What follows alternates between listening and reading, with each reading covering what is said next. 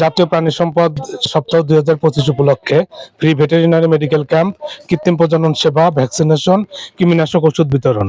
আমাদের জাতীয় প্রাণী সম্পদ সেবা সপ্তাহ উপলক্ষে 7 দিন ব্যাপী আমাদের এই কর্মসূচিগুলো চলবে এবং এখানে কিন্তু আমরা খামারের দোরগোড়ায় চলে আসছি।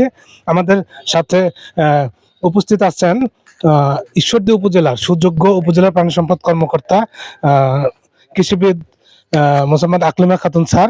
তো স্যার কিন্তু আমাদের সাথে থেকে সার্বক্ষণিকভাবে আমাদের যদি খামারের বাড়িতে যাওয়া প্রয়োজন হচ্ছে তখনও তিনি যাচ্ছেন এবং যেখানে পরামর্শ দেওয়ার দরকার সেখানে পরামর্শ দিচ্ছেন এবং আমরা এই যে আমাদের এই কার্যক্রমগুলো আমরা এই 7 দিন ব্যাপী আমাদের যেভাবে শিডিউল আছে আমরা সেভাবে সুন্দরভাবে পরিচালনা করার চেষ্টা করতেছি এবং এটা অনুষ্ঠিত হচ্ছে প্রাণী সম্পদ ও ডেইরি উন্নয়ন প্রকল্প এলডিডিপি সহযোগিতায়।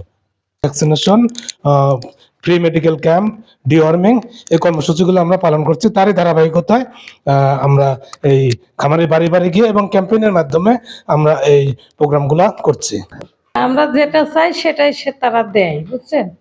এবং হলে আমরা গরু, গাভী, ছাগল, মুরগি সব, হাঁস মুরগি সবই আছে। ডাক্তার সাহেবের আমাদের বাসায় আসে ডাকলেই। আমার ছেলেরা দেশি ডিম খায় এবং দেশি মুরগি খায়।